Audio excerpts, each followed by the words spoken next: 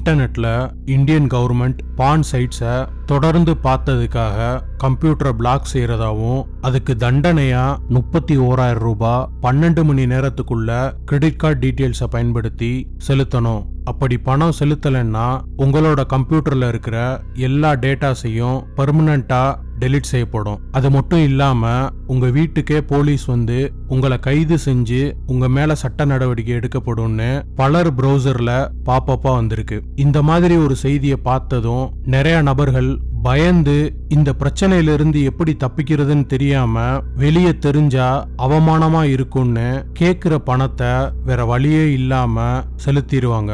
ஆனா உங்களோட பயத்தையும் அறியாமையும் பயன்படுத்தி உங்ககிட்ட இருந்து ஸ்கேமர்ஸால பணத்தை திருடப்பட்டிருக்குங்கிறது தான் உண்மை.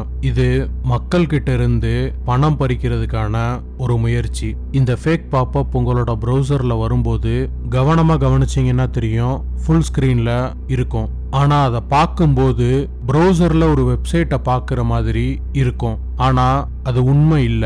மக்களை ஏமாத்துறதுக்காகவும் இந்த எச்சரிக்கை செய்தி இந்தியன் கவர்மெண்ட் வெப்சைட்ல இருந்து தான் உண்மையிலே தெரிவிக்கப்படுதுன்னு மக்களை நம்ப வைக்கிறதுக்கு பண்ணப்பட்ட ஒரு தந்திரம். இந்த வெப்சைட் உண்மையானதா இல்ல போலியானதான்னு கண்டுபிடிக்கிறதுக்கு சிலர் URL கவனிச்சா கூட கண்டுபிடிக்க கூடாதுங்கிறதுக்காக இந்த மோசடியில ப்ரௌசர்ல வர்ற பாப்பப்ப ஃபுல் ஸ்கிரீன்ல காட்டப்படுது. நுணுக்கமா மேல கவனிச்சீங்கன்னா தெரியும், இந்த பாப்பப்ப ஃபுல் ஸ்கிரீன்ல தான் காட்டுதுன்னு. எஸ்கேப் கீயை அழுத்துனீங்கன்னா ஃபுல் ஸ்கிரீன் எக்ஸிட் ஆயிரும். இப்ப மேல கவனிச்சீங்கன்னா தெரியும் வெப்சைட்டோட உண்மையான URL என்னன்னு. இந்த URL மக்கள் பார்த்தாங்கன்னா சந்தேகம் வந்துடக்கூடாதுங்கிறதுக்காக பண்ணப்பட்ட தந்திரம் தான் பாப்பப்ப ஃபுல் ஸ்கிரீன்ல காட்டப்படுறது. கீழே பாத்தீங்கன்னா வேற ஒரு வெப்சைட் URL இருக்கு. இத மக்கள் பார்க்கும்போது உண்மையான வெப்சைட்குள்ளதான் இருக்கும்னு நம்பிடுவாங்க. இந்த ஃபேக் பாப்பப்ப ஃபுல் ஸ்கிரீன்ல காட்டும்போது உண்மைன்னு நம்புறதுக்கு அதிக வாய்ப்பு இருக்கு. இந்த மாதிரியான ஃபேக் பாப்பப் எல்லாம் உங்களோட ப்ரௌசர்ல வந்த உடனே க்ளோஸ் பண்ணிருங்க. அப்படி க்ளோஸ் பண்ண முடியலன்னா கண்ட்ரோல் ஆல்ட் டெலீட் கீயை சேர்த்து அழுத்துங்க. அடுத்து டாஸ்க் மேனேஜரை செலக்ட் பண்ணி ஓபன் பண்ணுங்க. அதுல உங்களோட ப்ரௌசரை செலக்ட் பண்ணி கீழே இருக்கிற எண்ட் டாஸ்கை கிளிக் பண்ணீங்கன்னா க்ளோஸ் ஆயிரும். அப்படியும் வேலை செய்யலன்னா உங்களோட கம்ப்யூட்டரை ஷட் டவுன் பண்ணிருங்க.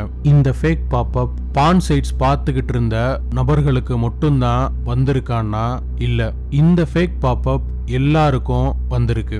வேற வேற வெப்சைட்ஸை பார்த்துட்டு இருந்த நபர்களுக்கும் திடீர்னு வந்திருக்கு. இந்த ஃபேக் பாப்பப்போட நோக்கம் பதட்டம் அடைய வைக்கிறதும் பணம் பறிக்கிறதும் தான். இது மாதிரியான ஃபேக் பாப்பப் மூலமா மக்கள் கிட்ட இருந்து பணம் பறிக்கிறது புதுசு இல்ல.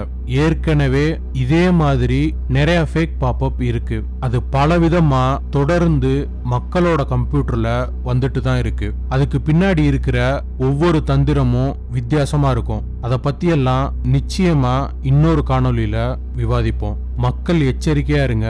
இன்டர்நெட்ல வர்ற எந்த ஒரு செய்தியா இருந்தாலும் சரி, அதை நுணுக்கமா கவனிங்க.